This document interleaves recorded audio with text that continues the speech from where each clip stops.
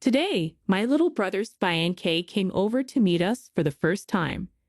Our relatives gathered, and we were all eagerly anticipating this new addition to the family. However, the visit took an unexpected turn. "But you're just a burden in this society. Having your little brother support you," she bluntly criticized me to my face. Though I had always wished for my brother's happiness, hearing such harsh words from his fiancée hit me hard. Yet her comment also illuminated the deep-seated feelings my brother had been harboring. "My name is Sylvia Gibson, and my little brother Tristan and I share a significant 14-year age gap. Since his birth, I've been taking care of him alongside our mom. We used to be a close-knit family of four: Mom, Dad, Tristan, and me. But one day, tragedy struck our happy family. I was 18 when it happened. We were out shopping, and on the way back, the car's tire blew out, causing us to crash hard into a wall. That accident took away our dad, who was driving, and our mom, who was in the passenger seat. I ended up with a lasting injury on my legs from being trapped in the back seat. Miraculously, Tristan, who was sitting next to me, came out unscathed. Our real struggle began from there. With our parents gone, it was just the two of us trying to make a life. Although we received support from our grandma and other relatives, we didn't want to leave the house we had shared with our parents. It was a strong wish we both held on to. At that time, I was about to graduate from high school. I decided to forgo college and work instead, hoping to support us. However, reality hit hard. Life was not easy with my mobility limitations from the leg injuries, and my job options were limited. Despite these challenges, I pushed through, working hard at any job I could manage and taking care of Tristan. Since I couldn't attend college, I had a deep desire for Tristan to earn a degree. I worked relentlessly toward that goal every day. It was tough, but watching him grow kept me motivated and encouraged. Eventually, he made it to college. After graduating, he found a job and stepped into the real world. I'll never forget the image of him in a suit, confidently leaving for his first day at work. As time passed, I aged before I knew it, and I turned 40 last month. Tristan and I still live together. Since he started working, he has been contributing to the household finances every single month. I can't help but be impressed by his consistent support. Now in his third year in the workforce, he is 26 and has grown into a responsible young man. Just when I thought he had fully settled into his job, he revealed something unexpected. "Listen, Sylvia, I'd asked my girlfriend to marry me," he said, all shy and embarrassed. He wanted to introduce his fiancée to me. My heart swelled with joy as I listened to him. I thought he had matured into a good man and was super excited to meet her. "She's gorgeous." It was love at first sight for me. She finally said yes after my persistent pursuit, Tristan said, surprising me with his passionate side.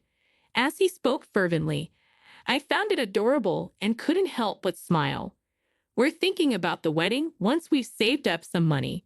For now, we're considering getting the paperwork done and moving in together," he explained. "Well, if you say so, I have no objection. You should introduce her to Grandma and Uncle Jason too," I suggested. He agreed with my suggestion. Grandma and Uncle Jason were the relatives we had been most indebted to. I promptly contacted them, and they were just as delighted. "Wow, he's getting married already. That's great news. It's all thanks to your hard work, Sylvia. Congratulations," they said. I expressed my heartfelt gratitude for their blessings. "We couldn't have made it without your support. Thank you so much," I choked up with tears, remembering how they had silently supported us, respecting our desire to live on our own in the family home. Of course, we wanted to invite them to meet his fiancée. Tried to picture what kind of person she was. Given his enthusiastic pursuit, I had no doubt she was a wonderful girl. At that time, I was eagerly looking forward to meeting her without any doubts. The big day finally arrived. Grandma and Uncle Jason were over, eagerly waiting for Tristan's fiancée. Can't believe he's getting married. I wonder what she's like. Grandma squinted her eyes with a delighted smile. Uncle Jason chimed in. He's always been the type to go all out for his partner. I hope he didn't fall for some troublemaker. True, he has had this habit forever, going all out for someone he's into. Initially, the other person is happy about it, but eventually, they start taking it for granted. Things either end with him getting dumped or fading out. I agreed. As long as he's happy, I guess it's all good, Uncle Jason concluded. Just as I was pondering, there was the sound of the front door opening. Hey guys, we're here, Tristan called out, heading to the entrance to greet them. I found a beautiful girl standing next to Tristan. Her name was Lou, 4 years older than him.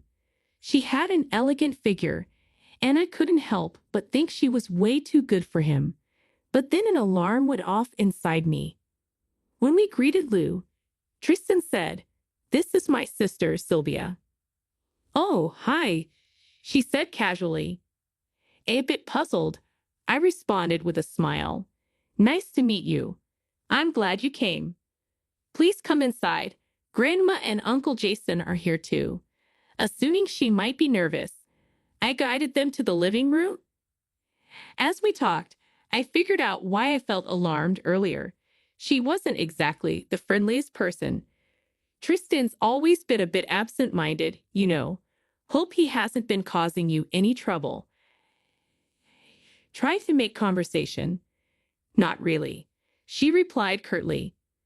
With the relatives here today, maybe you're feeling a bit nervous? I suggested. No, she responded with just a couple of words. Most people would put on a smile and act friendly in a situation like this, but she maintained a sullen expression throughout. I initially thought she might be nervous, but she remained the same. Trying to ease the tension, I dropped the serious talk and tried to make some small talk. "Unless there's something you enjoy doing?" I asked, trying to lighten the mood. She sighs and suddenly stands up. "There's something I've been wanting to say to you."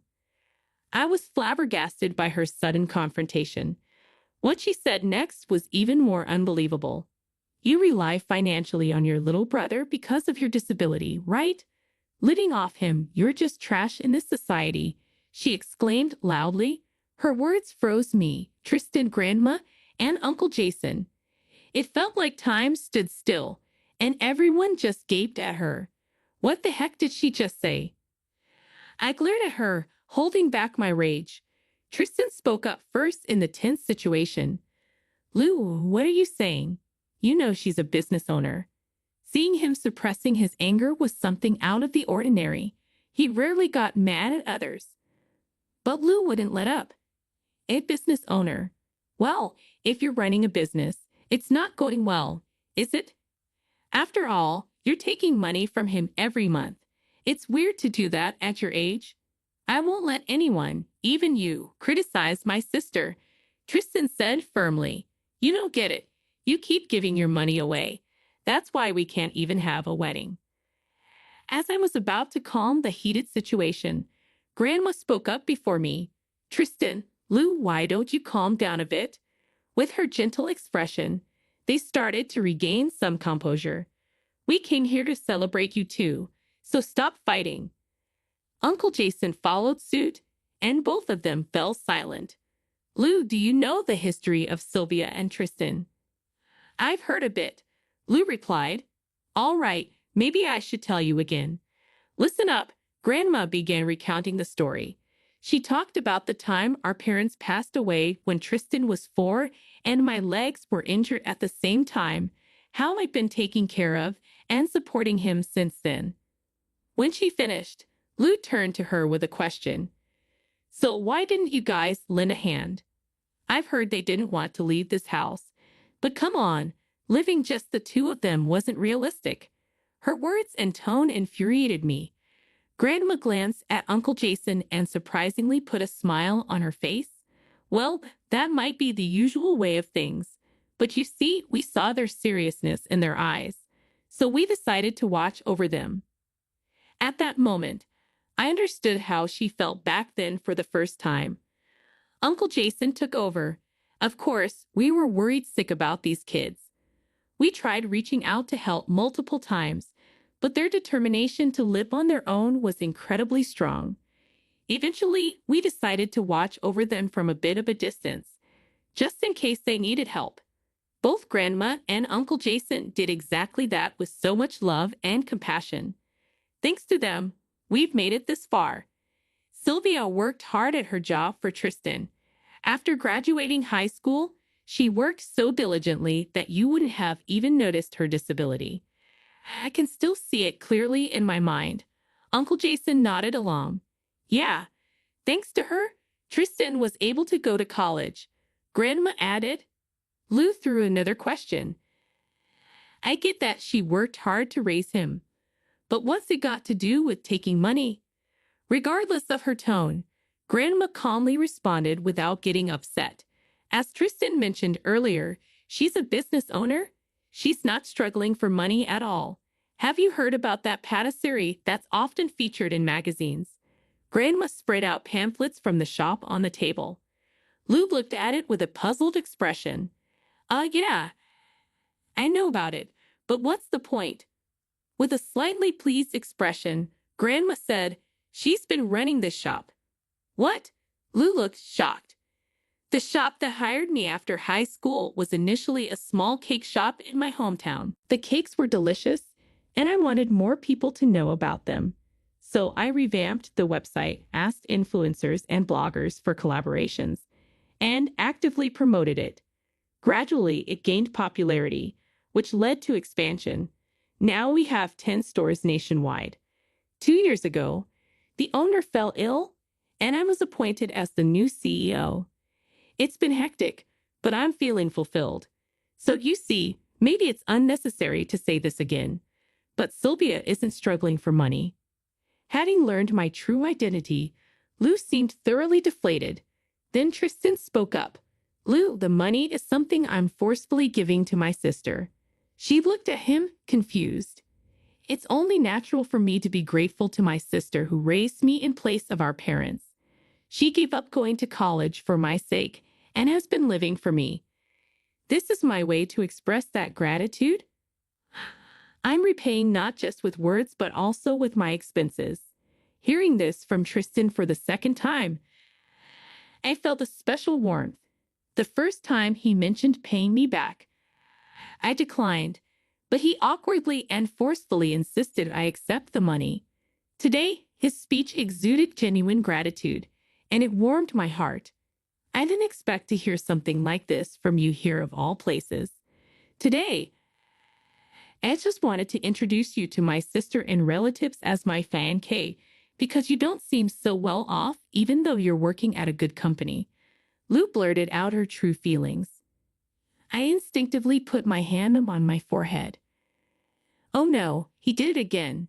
Grandma and Uncle Jason rolled their eyes, sharing my exasperation. In other words, he still needs to develop a keen eye for women. Sensing our unspoken thoughts, Tristan told Lou, sorry, but let's just forget about us. We'll call off the engagement. And so, Tristan and Lou parted ways. Her appearance was stunning, but her behavior during our first meeting and the way she insulted me didn't make me want to become family with her. I really don't have a good eye for these things, Tristan mumbled, letting out a sigh of despair. Comforting him was challenging. You're only 26. Why rush into a marriage so soon? Well, I thought about getting married because I wanted to free you. What? I asked, surprised. You've always put me first. I felt that and I'm truly grateful. But I want you to start thinking about your own happiness. So, he was rushing into marriage out of concern for me. Realizing his honest feelings, my eyes teared up. I tousled his hair to distract myself from becoming too emotional. Anyhow, you need to improve your judgment of people. But thanks. Of course, I always wish for your happiness. His words made me feel like all the struggles I'd been through were finally paying off. Reflecting on my life, it's indeed been centered around him since our parents passed away. I've been relentless in my dedication to work, avoiding any troubles for him and concerns for our relatives. My own love life, interests, and leisure activities were all put on hold. There were tough times, moments when I wondered why it was only me. Because of this incident, I finally understood his genuine sentiments towards me. From now on, I'm not going to focus solely on work, but also consider my own happiness and enrich my personal life. Even if something happens to me, instead of taking it negatively, I'll choose to view it positively, believing that embracing a positive mindset will lead to a brighter future. It's not just about me, it will also contribute to Tristan's happiness. From now on, I'm determined to enjoy my life more than anyone else.